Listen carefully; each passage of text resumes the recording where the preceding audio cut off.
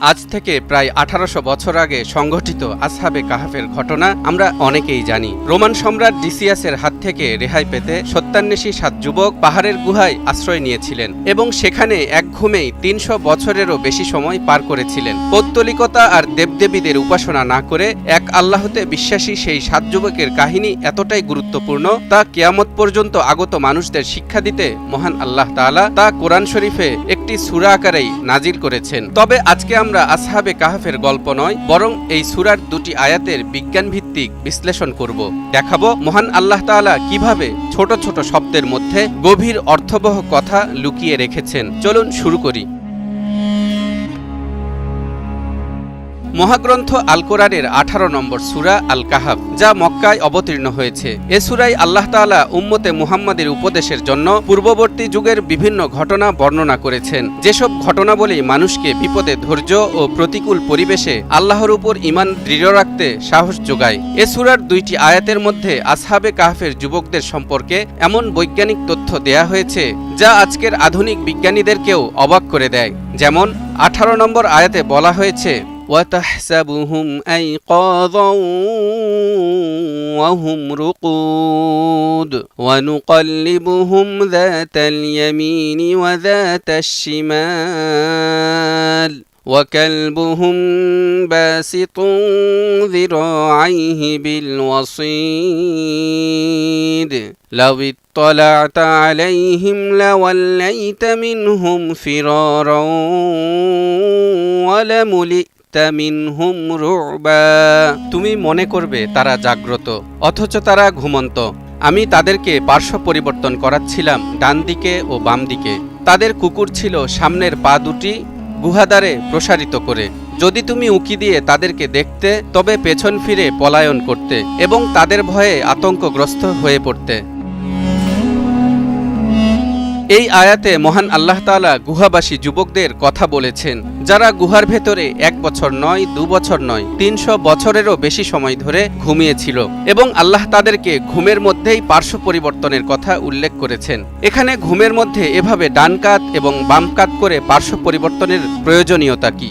আল্লাহ যেহেতু পবিত্র কোরআনে এমন বিশদভাবে বিষয়টির আলোচনা করেছেন, তাহলে অবশ্যই এর কোনো কারণ থাকবে। কারণ মহাগ্রন্থ আল কোরআনে এমন একটি শব্দও নেই যা বিনা কারণে উল্লেখ করা হয়েছে। তাহলে দর্শক, চলুন দেখি, খুঁজে বের করার চেষ্টা করি কি সেই কারণ। অতি সম্প্রতি বিজ্ঞানীদের গবেষণায় উঠে এসেছে, যদি কোনো ব্যক্তি দীর্ঘ সময় ধরে একই পজিশনে শুয়ে থাকে বা ঘুমিয়ে থাকে, তাহলে মারাত্মক স্বাস্থ্য ঝুঁকির সম্ভাবনা রয়েছে। যেমন রক্ত সঞ্চালন বাধাগ্রস্ত হতে পারে, শরীরের যে পার্শ্বে শুয়ে থাকা হবে তার সংস্পর্শে থাকা অংশে ঘা সৃষ্টি হবে এবং রক্ত জমাট বাঁধবে। দীর্ঘ সময় ধরে একই অবস্থানে শুয়ে থাকার ফলে যে ঘা হয় তাকে প্রেসার সোর বলা হয়। কারণ যখন একজন ব্যক্তি দীর্ঘ সময় ধরে একই অবস্থানে শুয়ে থাকেন, তখন শরীরের এক অংশের উপর ক্রমাগত চাপের ফলে রক্তনালীগুলো সংকোচন এবং আটকে যেতে পারে, যার ফলে রক্ত দ্বারা বাহিত অক্সিজেন এবং অন্যান্য নিউট্রিয়েন্টগুলো ত্বকে পৌঁছাতে ব্যর্থ হয় এবং ত্বক মারা যেতে শুরু করে। সেই সাথে শরীরে ঘা দেখা দেয়। আর যদি এই ঘায়ের চিকিৎসা দ্রুত করা না হয়, তাহলে ত্বকের চর্বি এবং পেশি টিস্যুর স্তরগুলোও মারা যেতে পারে, এমনকি তা জীবনকে মৃত্যুর দিকে নিয়ে যেতে পারে। সেজন্যই চিকিৎসা বিজ্ঞানীরা বলেছেন, ঘুমের মধ্যে প্রতি 15 মিনিট পরপর পার্শ্ব পরিবর্তন স্বাস্থ্যের জন্য ভালো এবং তা শরীরের চাপ কমাতে সহায়তা করে।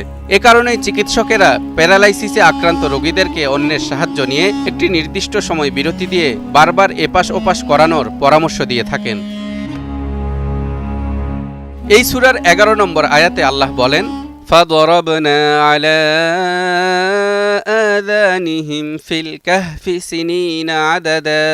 তখন আমি বহু বছরের জন্য গুহায় তাদের কান বন্ধ করে দিলাম।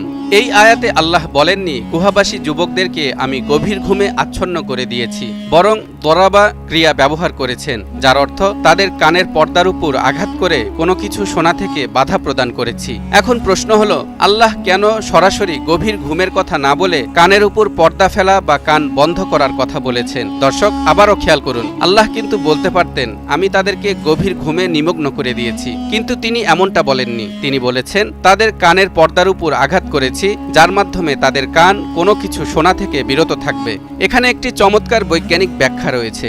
একাধিক গবেষণায় দেখা গেছে ঘুমের সময় কান একটি মাত্র ইন্দ্রিয় যা সচল থাকে। সেজন্যই আমরা ঘুমানোর সময় ঘড়িতে বা মোবাইলে অ্যালার্ম সেট করে রাখি। আমাদের ঘুম যত গভীরই হোক না কেন, অ্যালার্মের শব্দ শুনলেই আমরা ঘুম থেকে জেগে উঠি। এজন্যই মহান আল্লাহ তাআলা গুহাবাসী যুবকদের কানের উপর আঘাত করে এমন পর্দা ফেলেছিলেন যাতে শত শত বছর অতিবাহিত হলেও তারা পৃথিবীর কোনো কিছু শুনতে না পায়। এখান থেকেই বিজ্ঞানীরা গবেষণা করে জানতে পেরেছেন ঘুমানোর সময় কানই একমাত্র ইন্দ্রিয় অঙ্গ যা সচল থাকে।